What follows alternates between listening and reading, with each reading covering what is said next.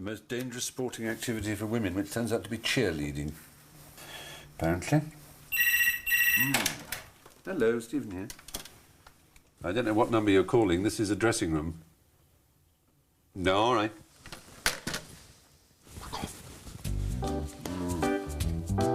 It's all the same old gang. Jamie, how are you, my darling? How nice to see you. You're Manic Depressive? Yeah. Oh, sorry, I didn't know. That's all right. No, that's all right. Oh, that's all right. There's another me behind this public mask that is joshing and being amusing and trying to entertain. And sometimes it's a very miserable and despairing one, because I'm thinking, oh, God, when's this going to be over? Sophocles and Socrates, the ancient Greeks that you and I talk about every day. There are times when I so hate myself, and I'm actually kind of sobbing and kind of tearing at the walls inside my own brain, while my mouth is, you know, wittering away in some amusing fashion, ho-ho, about whatever it is. It wouldn't be television. Without television, you are nothing. I know that better than anyone. I always have voices in my head saying what a useless bastard I am, but the voice is my own. It is my own voice just telling me what a worthless lump of shit I am. Are you surprised that I feel like that? I no longer am, because I know that it's the result of my illness. I have a disease of the brain that I share with 4 million others in the UK. It can be a serious condition. It's led me to being expelled from school, imprisoned for theft, and attempting suicide, all by the age of 17. Please welcome your host for the evening, Mr. Stephen Fry. It's tormented me all my life with the deepest of depressions, while giving me the energy and creativity that perhaps has made my career. It's called bipolarity, or manic depression. Until now, I've tried to cope with it largely by ignoring it. But I'm not so sure that that's been wise. I want to know how severe my condition is, so I've taken part in the world's largest study of bipolarity, which happens to be in Cardiff. The results have shocked me. Now, 0 on that scale is somebody who has absolutely no features of being bipolar at all. From what you've told me, you would score probably about 70. You fit well into the realm of people who have, you know, full-blown manic episodes. It's clear I have bipolarity more severely than I believed, so I've decided to think again about possible treatments, investigate what's now available, and decide if I have to change my life dramatically.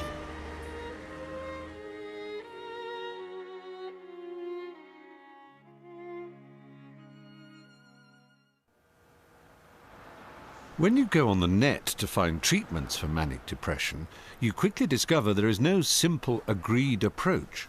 That's because people's symptoms vary widely, as does the severity of their condition. It's a complicated illness that's not even diagnosed until a crisis point is reached. That was certainly true for me. I lived most of my life with it, unaware of what I had. Then, 11 years ago, my crisis happened. My life fell apart after, I suppose, years of success. I'd just started a run in a new play in the West End. Reviews of my performance were critical.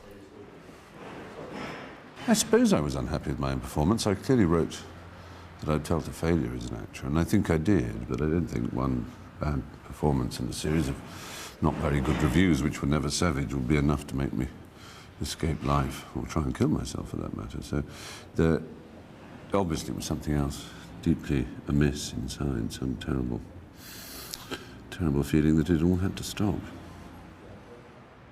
So did I give off any signs that I was in turmoil? One person who might have noticed is an old friend. I went to his party just 3 days into the play's run.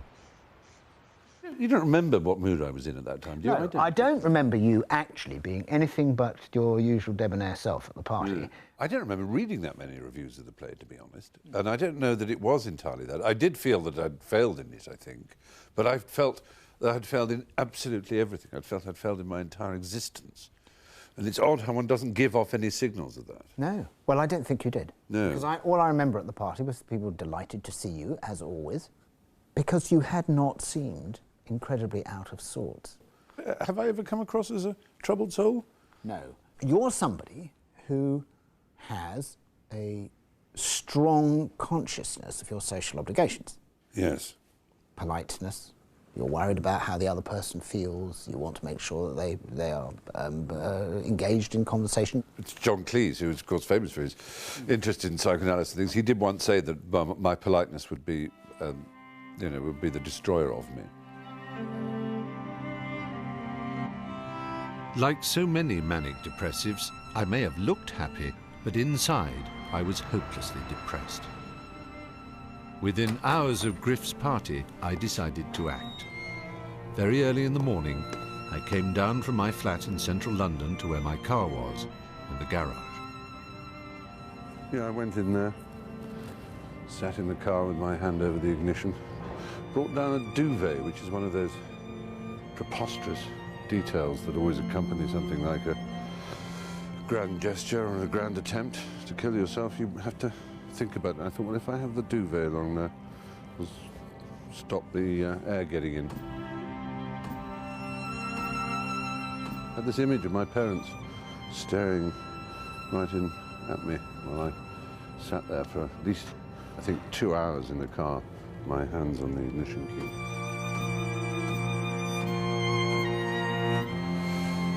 And so I decided not to do it.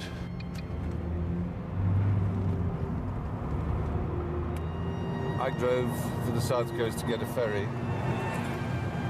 As far as the suicide was concerned, it was not that I decided I'd never do it again. I think it was more, I just delayed it. One reads of elephants crawling away to die. They don't want to be seen. It's a primal feeling of ending and severing all connections with everything that you have been. I really believed that I would never come back to England.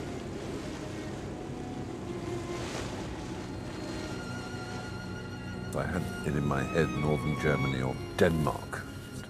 I'd get a huge, thick white pullover and a pipe and sit in a stone cottage and offer to give English lessons and learn to mend nets. I don't know what it was, a bizarre fantasy.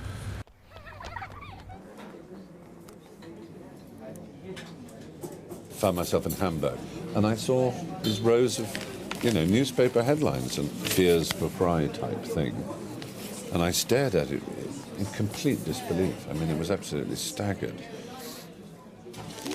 They all are worried that I've committed suicide. That's the awful thing, isn't it? I can't believe I made people worry so much. When you feel you can't go on, it's not just a phrase, it's a reality. I could not go on. And I would have killed myself if I didn't have the option of disappearing. I was away for a week. For my family, my disappearance was especially worrying. At the time, I don't know if I believe in sort of great sense of family, that nothing bad has happened, but it just didn't cross my mind. And I'm talking that, you might have Done away with yourself. Myself. Been gone and done it. And then you rang me. You sounded rather small and lost, boyish. And I was absolutely terrified of saying the wrong thing to you, to frighten you about quite how enormous it had been back at home. In some ways more troubled than ever, I quietly came back to London and was taken into the Cromwell Hospital. I spent 3 weeks here, and at the age of 37, a psychiatrist for the first time gave me a diagnosis of bipolar disorder. I don't think I'd heard the word bipolar before, but I do have extremes of mood that are greater than just about anybody else I know, and can occasionally go wild enough for it to be real trouble for me. So in that sense, bipolar fitted. Part of me resisted it. Part of me thought, it looks like an excuse. Another part of me was immensely grateful and pleased to know that some of the extremes of my feelings and behaviour were, had a cause. With the psychiatrist's diagnosis came his advice for treatment. Like many other manic depressives, I was told to reduce the stress in my life, take time off, stop working so hard. I came here to Los Angeles, walked this beach every day, got surprisingly fit, and thought about his other course of treatment, the drug lithium. That's the standard medication 7 out of 10 of those with manic depression are advised to take. But it's an old-fashioned drug, discovered about 60 years ago and feared for its power to take away feeling, all feeling, making you a kind of zombie. I refused his offer and have never taken it. In fact, I've never been on any medication since that first diagnosis. But now, with my condition appearing to be getting worse, I'm wondering if I'm wise. Until now, I haven't wanted my mood stabilized. But perhaps I'm wrong. Perhaps I don't need to fear the medication. I want to know how someone else in my business has coped, what choice they made. Now living in London, Richard Dreyfuss has spent most of his life battling bipolarity. As with me, it's led him into all kinds of scrapes. Like me, he eased the pain of his mood swings with street drugs and alcohol. Unlike me, he was willing to take what the doctors prescribed. Has that been the right choice? In every conversation, sooner or later, I get up like this. And we're gonna do this, and we're gonna go here, and... I've recognized that at certain times my behavior has been capable of being off-putting, perhaps. Can you tell us what you take? It's different things. It's things having to deal with manic depression and ADD and concentration and sleep and anxiety, and lithium. Lithium was the very first thing I took for many, many years. And now, 20 years later, 23 years later, I am just about not taking lithium. I mean, there are those who are very afraid of lithium because they think of it as some kind of pharmacological zombie drug. Did you find that when you took it? With lithium, I remember driving down Mulholland Drive one night, and all of a sudden, I was aware, after 10 days of taking it, that I had letterboxed, that I could feel this. It was an absolutely non-claustrophobic experience that took the top and bottom and said you could live here. And I was very happy to do so. I married with it. I had children by it. Reclaimed a career, if you want to put it that way. Bring it on the barrel! I'm coming around again!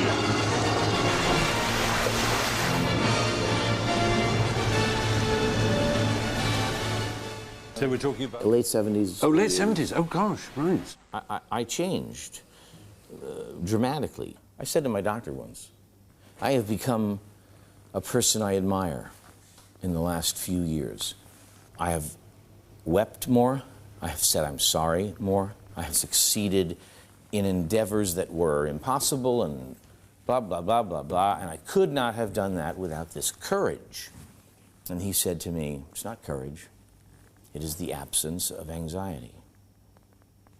And that is as true a statement. Richard said yes to lithium and other mood stabilizers, and it's clearly helped him cope with severe manic depression. Perhaps I've been too hasty saying no to it, but I'd like to find out how medical science justifies dependence on drugs. Because, as Richard tells me, once he was on them, he's had to stay on them. That's what brings me to Aberdeen and a psychiatrist with strong views about taking the medication. I mean, here are your mood stabilizers, for example. Lithium. I mean, lithium was used for periodic mood disorders 2 centuries ago, but it was also used as a treatment for gout. And it was believed to have health-giving properties. Yeah. It tastes salty, but it's not a good idea to sprinkle it on your food if you... It's dangerous, it's toxic. It's toxic. That's... Yes, for the kidneys and for various other things, isn't it? It's not particularly healthy. That's the reason why, when folks are taking lithium, they have to have regular blood tests. So those who say, "Oh, lithium is a zombie pill," it's a kind of chemical pharmaceutical lobotomy. This kind of idea to you is nonsense. As many patients report cognitive dulling with many medicines in psychiatry. And that's particularly true in folks being treated with bipolar disorder. And some of that dulling of cognitive performance might not be due to the medicine at all, but might be a property of the illness. Right. And that by not taking medication, you might make that worse. The danger is that folks, and we know this is the case, that many patients with bipolar disorder just don't take their medicine. Colleagues in Edinburgh looked at what happened when folks gave up their lithium, and they showed that not only did patients relapse, as you might expect some of them to do, but some of them relapsed a lot faster than the pattern of their illness before they'd started lithium. I mean, for example, if someone stops and starts lithium, you will have more episodes of mania than you would have had you never taken it at all. If you discontinue your lithium, in the first year off lithium, the number of reported suicidal acts increases beyond the level that was there before. Because it means once you start, you really have to stay on it for good. Or in the longer term. Yeah.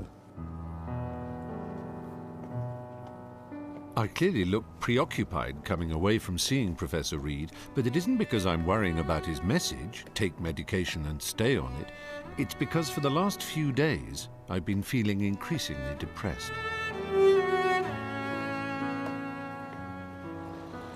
Very sort of black stage at the moment, and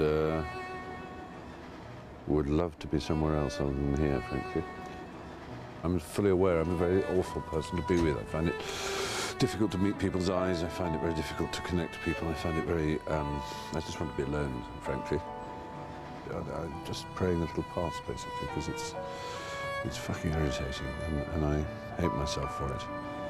I mean, I've never thought that I hear voices, but I do have a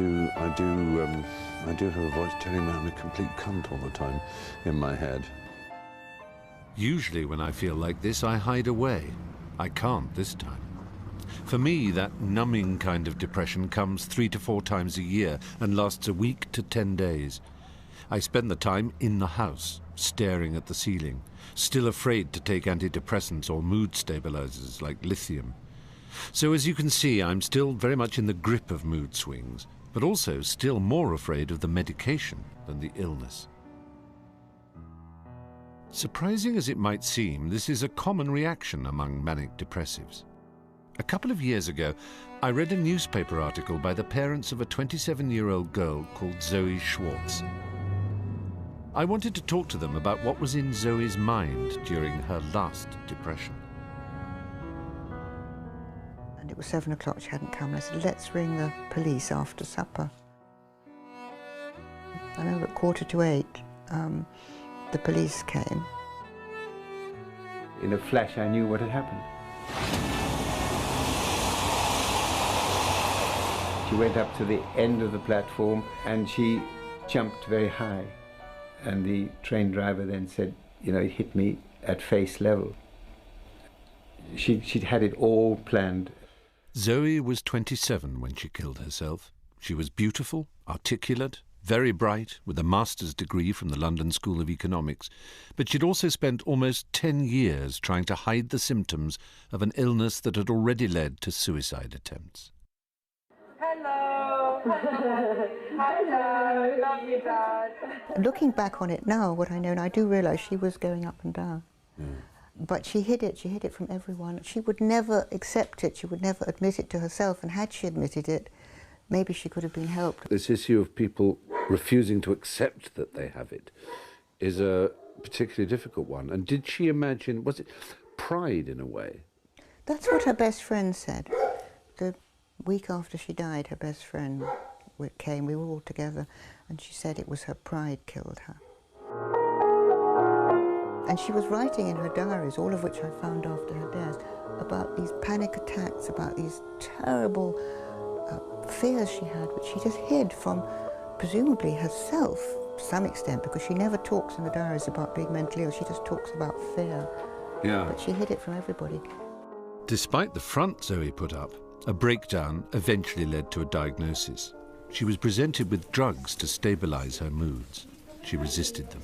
She used in her diaries the phrase, I don't want to be one of the lithium generation. It's a very modern phenomenon that Zoe was cut out to be a success. Her friends were successful. She had some very close friends from school. They were all successful in their way, and she was desperate to be a success.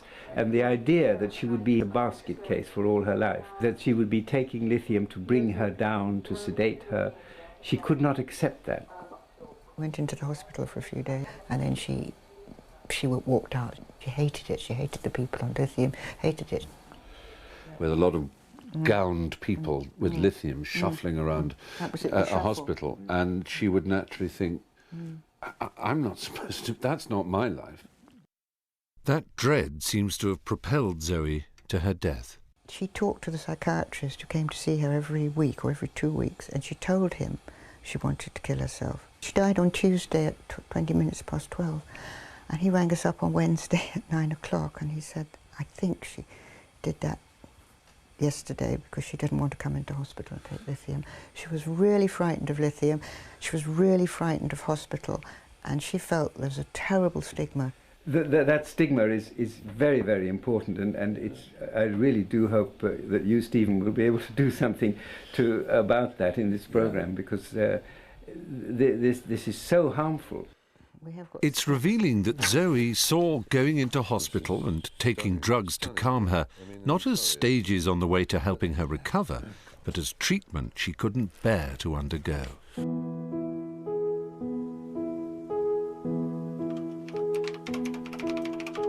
And yet, to my surprise, when I was in Los Angeles recently, I learned that ECT, electroconvulsive therapy, is actually still used in the treatment of manic depression.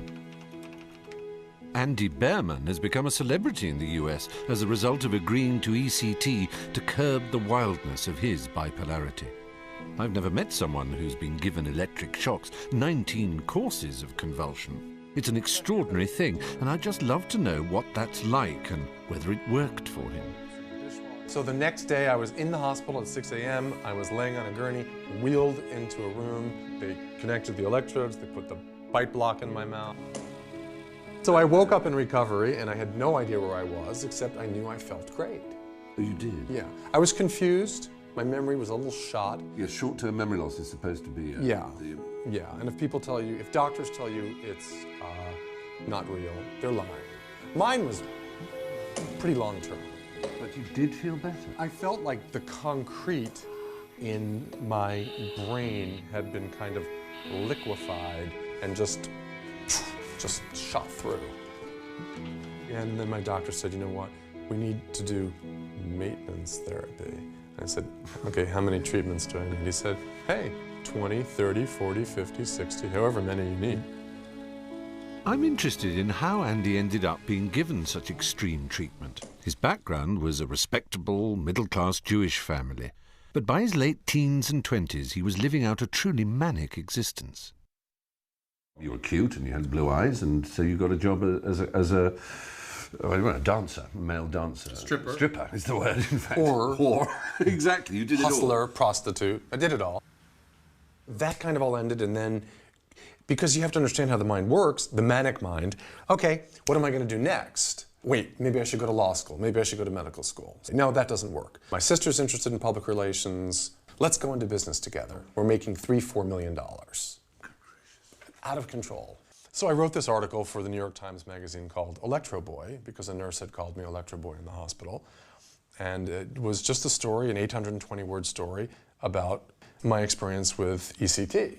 And then I'd have to say, from that point on in my life, nothing went wrong. Andy's article became a best-selling book that was then optioned for a film. Suddenly, the whole world knew Electro Boy. ElectroBoy.com, Fighting Depression and Bipolar Disorder. All my closest friends have read your book and love it since they understand me slightly better now. I am 22 now and still suffering in bliss and agony. Bliss and agony. That's a good phrase, yeah. 20% of people with bipolar disorder kill themselves. 40% never were able to function well enough and end up living with their families. Another 20% don't function at the level that they were ever going to be able to function at, and work as clerks or cashiers or things like that. And 20% somehow stabilize, recover, and just go on to lead extremely productive lives. So do you think it's Andy Behrman who beat bipolar, or the doctors who found the cocktails? Or no, it's me who beat bipolar in tandem with a doctor that I saw for 10 years. I think I came around because after 19 rounds of electroshock therapy and 37 different medications, she said, you're on your own, you can do it. Yeah. You're on your own, you can do it. Oh, you're beautiful. This is Stephen. You're going to read your daddy's book one day, and you're going to wonder. She has an Electro Baby T-shirt. For Andy, the treatment worked, but I still can't imagine feeling so bad that I would agree to electrodes being attached to my temples. But I was genuinely surprised to learn when I was talking to a British psychiatrist that ECT is still used on about 5% of patients, and for those with severe depression, it works better than any existing drug. It's only the terrifying images of when it was used in the early days without anaesthetics and muscle relaxants that ensure the stigma around ECT remains. The same stigma surrounds mental hospitals and psychiatric wards in the treatment of manic depression. About 7 out of 10 manic depressives will have to enter hospital when they have a severe episode. They'll go either voluntarily or under what's called a sectioning order. Sectioning sounds to me just as dark and controlling as ECT, so I went to a psychiatric ward in East London to see if my fears were justified. It might sound silly, but I think that's probably one of the most powerful pieces of paper in the country. Really? I'm not joking. That's a section. That's a section paper. This is a section. You know that phrase, you should be certified? You know, he's certifiable. That is the process of certification. In modern day language, basically, I'm licensed under Section 12 of the 1983 Mental Health Act to detain someone for the protection of their health, their safety, and increasing in this risk-crazy world of ours, the safety of others. That's all important. Yeah. And 2 doctors and a social worker can complete this form, and this form will forbid someone from inheriting a will, leaving the country, applying for a passport, instructing a solicitor, voting. I'm not joking, you are not a citizen, technically, in the eyes of the law, once you're under this. This one says assessment. Now, this is a kind of getting to know you kind of section. Right. Like. I mean, this section, section 2, notice it's got nothing about treatment. You can treat if you need to. But the essence of this is assessment. In other words, you've got 28 days to get to know them, to get to know why they've come to you, what their biological rhythms are like, their eating, their sleeping, their thinking, their feeling, what's been happening to them in the last few months. In other words, how did it all come to this? Welcome to Tube Ward. This is an acute adult open ward, right. No locks on the doors here where people can come and go, depending upon their legal status, of course. And this is pretty much it. It's a mixed ward, 16 beds. Every single patient has a room of their own. This is the modern equivalent of the Victorian Asylum. Well, it's like a student's, you know, kind of JCR type thing. It's got a bar football and a television and institutional-ish sofas, but... What is perhaps unlike a student is the kind of stuff that goes on in here. I mean, you wouldn't believe it, but these walls see more than their fair share of shrieking and despair in their time than most walls do. I've never been inside a psychiatric ward before, so that was rather reassuring. But it must still be a harrowing moment for the family and friends of a manic depressive when they feel they have to put a loved one inside. An old friend spent years as a psychiatric nurse watching that struggle. Did you regard it as a very serious step to section people? Oh, I think it's a hugely serious step to section people. Obviously, the vast majority of people who are hypermanic or in a manic phase of a bipolar illness, what they don't have is insight into their illness and behaviour. And that's obviously why sections were originally invented, you know, was to be able to keep someone safe when their natural instinct, because of their illness, would not be to do it themselves, you know. So the vast majority of people you talk to who have been sectioned will say to you, I've got absolutely no idea why I was sectioned, I was perfectly all right, you know. And then you find out they were sort of hanging out of a window by one hand, naked, kind of, you know. I mean, I remember we had one young woman brought in once, and what she'd done was she'd gone to a multi-storey car park and she jumped from the roof of one car to another, and she completely totaled about 70 or 80 cars. And she'd loved it, as you would, wouldn't you?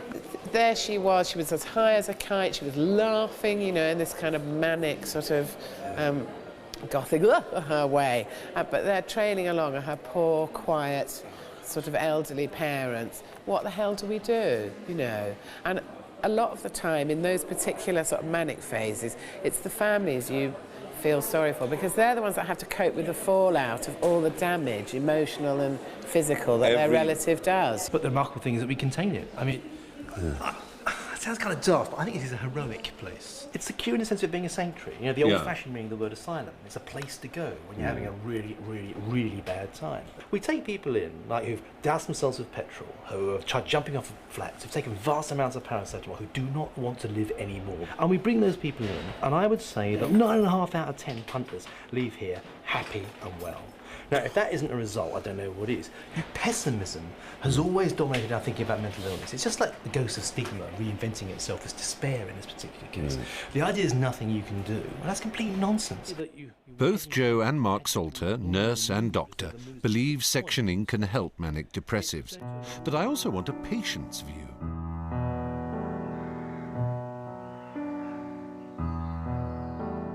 Bethlehem Psychiatric Hospital in London gave the world the word Bedlam, the place for lunatics. Liz Miller knows this place well. She was sectioned here twice when her mania went out of control. Does she think being locked up with other mentally ill people helped her to recover? The first time I was sectioned, I was in my flat with a couple of friends cooking supper. It was part of my mania, was driven by kind of fear and anger. And there was a knock on the door, and it's just like KGB calling, and there was a policeman, a social worker, and a GP, and they'd come to get me. It's the paranoid world I was living in. I knew they'd come and get me, and they did. Did you resist physically? Yes, I did. So you got a quick injection, presumably? Well, at that point it's the police, and basically they overpower you and handcuff you. So does this bring back memories? The old, that's your loony wing there. It does actually, yes. It does make a cold shudder. Was it very secure and all locked? Yes, we all had our own room, saying you can't make a phone call, you can't tell anybody where you are, you don't have money. It was a week before I had a toothbrush. They inject forcibly for the first with days. Antipsychotics? Antipsychotics and lithium as well. Right. And did they help? I mean, I don't. Yes, I think they did. I think in the acute psychosis they sedate you sufficiently so that the brain can begin to put things back together normally. All told, Liz Miller was sectioned 3 times and spent a year in psychiatric wards. Looking back, she feels sectioning was a turning point. She now lives and works without taking medication and feels strongly that she has found another way to treat her manic depression. The psychiatric model, it says you've got this condition and you've got it for life, and keep coming back, keep taking your tablets. And there isn't a way to help people actually get back to normal. so many people I've spoken to already who suffer from bipolar disorder, manic depression, whatever one wants to call it, just would not, they believe, be anywhere without their medication. Your medication is like the trainer wheels on a bicycle. They're there to kind of help you get on that middle path. But when you've learnt what it's like to lead a relatively normal, sane life, then you shouldn't or don't necessarily need those trainer wheels. Don't need the wheels, yeah. So you genuinely believe, though, that diet has a big part to play in mental health? I think it's the foundation. The foundation? Absolutely. I think if somebody isn't physically healthy and the brain is a physical organ, then you can't expect to be healthy. Right. You have this theory about omega-3s, which are more present in oily fish, aren't You they? actually need to have omega-3 molecules in order to get good membranes for your brain cells in order for them to function properly. And supplements are as good? Yes, well, I think they are, yes. So cod liver oil, that sort of thing? Yes, cod liver oil, flaxseed oil, hemp seed oil. And you take a lot of these things? Yes, I do. I oily fish whenever I can, whenever it's on the menu. And I take every day 3 grams of cod liver oil. And you're pretty sure that your decision not to go on medication, but to do other things we talked about, like slowing your life down, and this kind of attention to things like omega-3s, is part of your being able to cope? Absolutely, yes. What makes Liz's views even more interesting is that she's a doctor. She left university as the best young neurosurgeon in Britain. It was 6 months after that she was first sectioned. Right, and you've got an MRI on the 20th? Yes, I'm on a waiting list for cancellation. Despite sectioning, Liz was never struck off. She returned to work as a GP, but just part-time to help her control the stress. I want to know if it was, or indeed still is, difficult to get work. It's difficult to know. We've a long way to go till mental health is just accepted as part of every day, you know, part of the rich tapestry of life. Certainly a few years ago I would have said definitely that one wouldn't get the job. Have you ever actually held back details on your past? I have. Certainly in the early days I lied unscrupulously and I recommended other people to lie. The situation's changed in the last 5-6 years, and because of the Disability Discrimination Act, the Disability Discrimination Act actually makes it unfair to discriminate against someone on the grounds of mental health problems. And the practice that I was working in general practice, it's almost like I'm their token loon. I'm their proof that they have a modern approach to you know, medical care. They've got one of their own.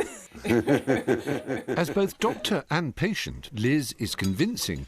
But Liz says when she talks to psychiatrists about how she has a job and manages her manic depression, no medication, special diet, less stress, they're reluctant to believe her. Wait and see, you'll have another episode. Well, for 15 years, she hasn't. I, on the other hand, as you know, do have episodes, not breakdowns as in 1995, but sufficient to worry those around me. The QI dates at last, we've got them all. Oh, so have we? do you want to put those in? My sister Jo helps look after my work schedule, admittedly one that would horrify Liz Miller. But I can't seem to live life part-time. I have to work hard, even at the cost to my family. Then Prepare to Scream, probably the heaviest, 15, 16 and 17. Bloody hell. I know. I can't go to New York on Friday, and I could go on Saturday and Sunday and come back on Tuesday, couldn't I?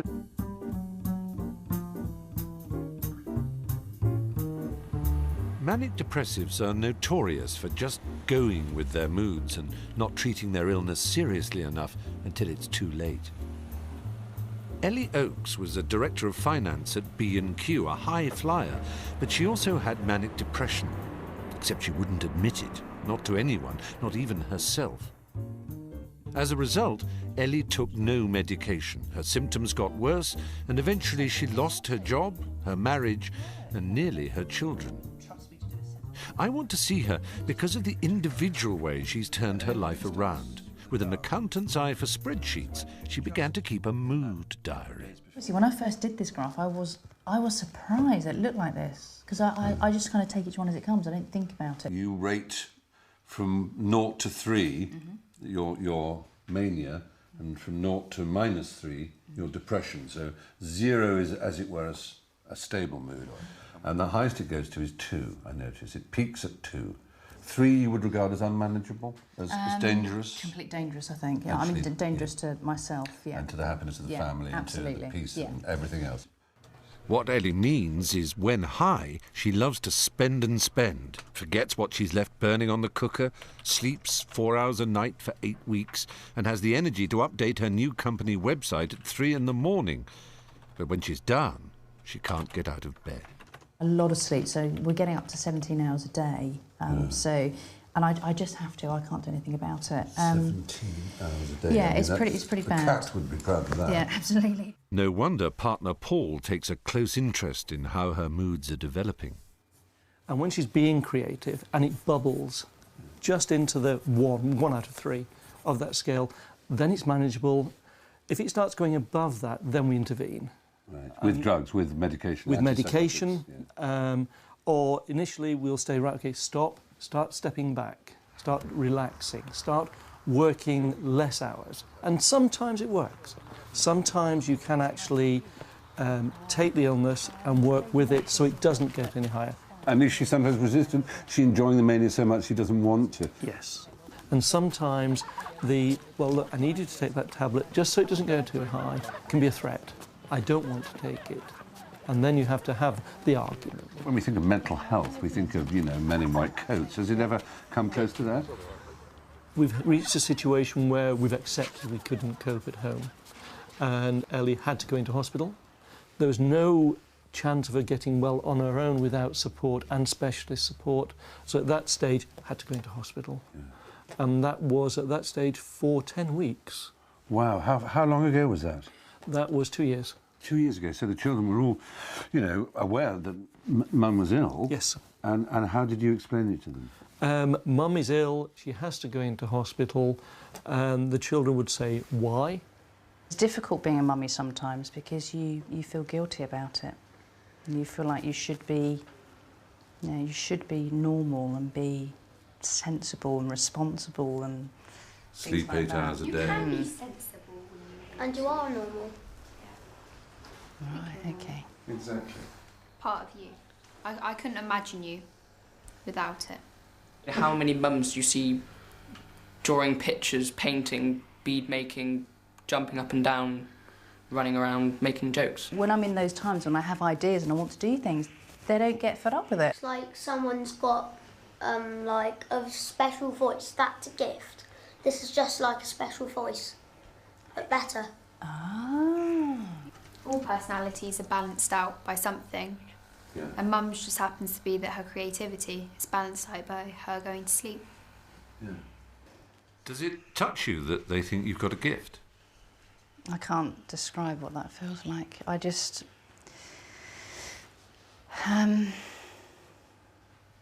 It is really touching. It is, isn't it? Yeah. Ellie's mood diaries clearly let her see the big picture of her condition, and I'm impressed at how open she is with her family about her moods and behaviour. I've never mapped my own moods week by week, year by year. Perhaps that allows me to avoid seeing just how frequently they occur and how strongly they shape my life. An obvious manic sign for me, as it is for Ellie, is excessive shopping and spending.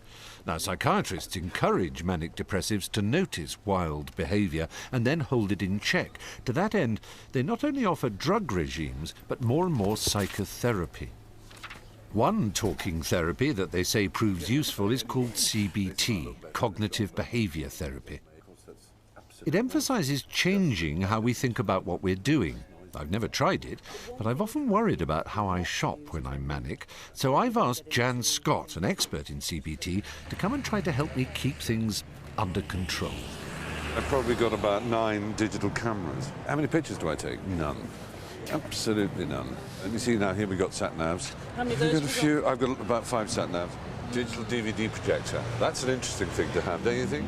What people always tell us is it's that it is driven. It's almost like an addiction that they don't feel able to stop it. I think I have 12 computers. I must have something between 14 and 20 iPods. I know a fair number of people are in for toys for the boys, but they don't have 14 iPods. They don't have 13 computers. I tell you what it is. What you've discovered is that I'm insane. I'm actually mad. Good to see you. I'm really well. How are you? Oh, have you got the new Mac Mini? Yes, I'd love to. That's fantastic. People do it and they feel even more stimulated, more excited about it, and it feeds into this desperate, vicious cycle. And so one of the things we try and do with people is to recognise it absolutely right at the start of when they're becoming hypomanic. I don't want to be a killjoy here. Yeah. Is this because you really want this? No, this is really practical and sensible, believe me. Yeah? This is brilliant. Because you've only got 12 at home. Yeah, but I know what you mean. But you see, I'm beginning to sweat now. Right, no. Could you stop yourself? Probably wouldn't. I mean, in the mid-80s, I had 11 motor cars. It is my treat, and I'm aware that even if it were irrational, the fact is I work so fucking hard that this is the few moments of pleasure I get. Supposing somebody turned around and said, look, this is going to cause trouble if you do this. If you go home with this today, you know, it's going to be a bit of a fight on. I would stab them in the throat with a pencil. Way, hey! You didn't stop me, did you? Unlike in analysis, where you might be trying to look at subconscious processes, you're actually trying to look at the thoughts that people have that are very prominent in their mind. And you can use that to look at how that influences their mood and their behaviours. You'd want to help people identify the risks of when they become a bit disinhibited and how they could handle that. Can you reduce the risks in a behavioural way? Can you change people's behaviours? Jan tries hard with me, but I've had years of practice. Will I undergo a course of cognitive behaviour therapy? Not yet. I like giving my manic side full rein at times, although I recognise I'm lucky. I can afford my excesses. But I am interested in how cognitive therapy can be used with manic depression. When Jan tells me about a young girl in North London who wants help because the depressive side of her bipolarity is making her feel suicidal, I want to meet her. Cordelia? Hi. How nice to meet you. I'm Stephen. To meet you. Hello. Hi. Teresa. Teresa, you're Cordelia's mother, yes? Very nice to see you all. Come in. I mean, that's what you say. Yes. Gosh, what a house. Go down the steps. The photos on the wall tell the early part of Cordelia's story. The clever girl at school, a photographic memory for learning, and the creative urge to write a novel at 14. Then Oxford. But that's where the symptoms began. A third of each month she'd be depressed, the rest manic. By the time of her finals, her memory had gone. After university, her condition worsened, and she was eventually hospitalised. What's If your... you want to look at the mood scale, it's in the kitchen. Oh, I'd love to. 8, inflated self-esteem, rapid thoughts and speech, counterproductive simultaneous tasks. Yeah. Yes, I recognise That's that one. about where I was when I was in hospital, about 8. No, I think you were at 9. I was not lost touch with reality. I was not paranoid and vindictive. Cordelia's manic side frightens her mother.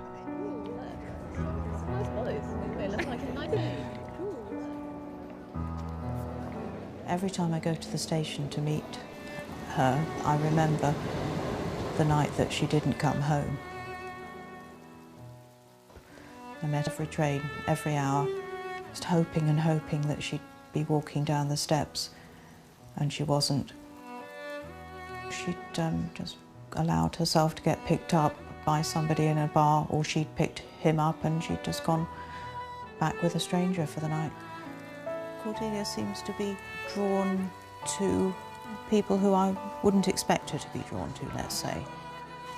When I think that she's getting a bit dangerous, I just don't let her out. Right. Or I go out with her.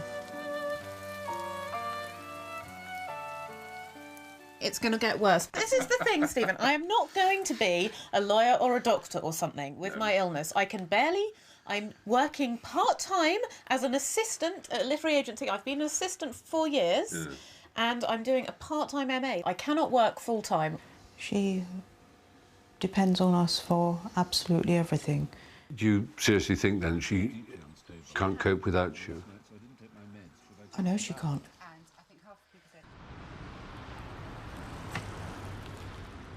When we're left with Norman on his own, the story doesn't work for me, and I just found it quite depressing.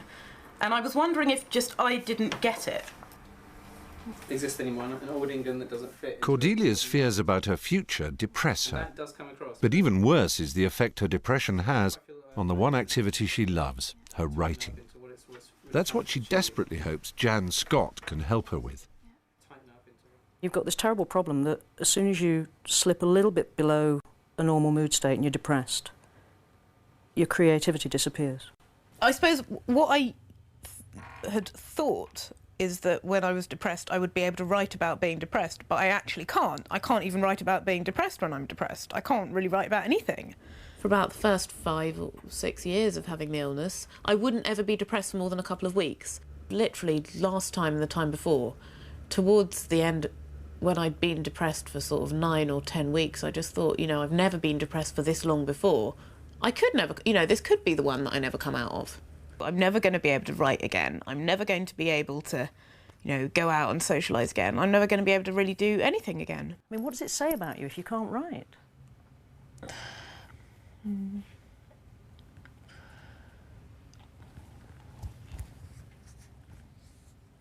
What's going through your mind?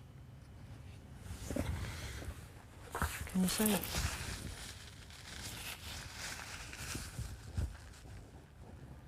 She's very upset. She's picked up her bag. She looks as she wants to walk out now. I find watching later, Jan talking Cordelia through her feelings, very moving. It's fascinating to see how Jan uses cognitive therapy to unpack the deeper emotions within Cordelia. But the most important thing I felt here was that she was identifying something so fundamental to her view of herself. And there's a point at which she can't even say the words about how she feels about it. This issue of she had grown up being seen as exceptional, and she felt the illness had taken this away from her. I don't mind a bit of weakness in other people. if it's sexy sort of weakness. I hate weakness in myself. I think of myself as very strong and glittery and shiny and funny. Right. The writing is something that I'm good at, and that... So if you can't do that, that's the final straw. Yeah. Her self-esteem is partly tied up in her ability to be a writer, and she's had a lot of positive feedback about that in her past. Yes. And we've got to actually address that in terms of her beliefs. Because otherwise it becomes this vicious cycle, and and it becomes very dangerous because she becomes she potentially could become quite hopeless. And that makes people very vulnerable.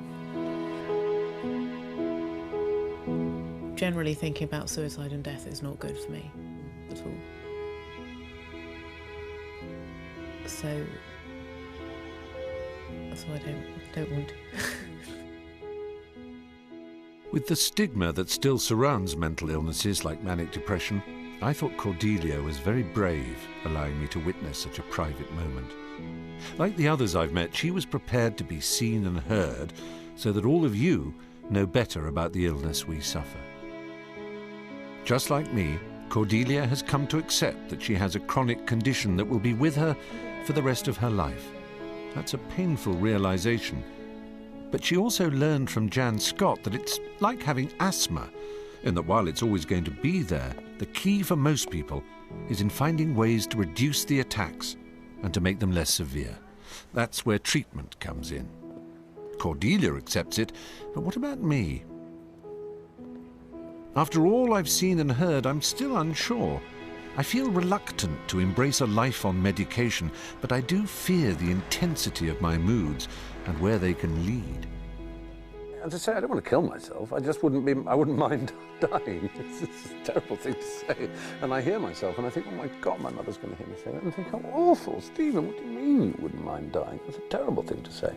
And all those who love me would say, what an awful thing to say. But a lot of them would say, yeah, I know that feeling too. And yet, as with all bipolars, there is this other side. I love my condition too. It's infuriating, I know, but I do get a huge buzz out of the manic side. I rely on it to give my life a sense of adventure, and I think most of the good about me has developed as a result of my mood swings. In this journey, I asked many of my fellow manic depressives how they balance this contradiction.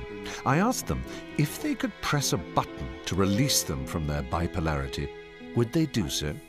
Most, despite traumatic moments in their life, said no. So after all this, what would I do?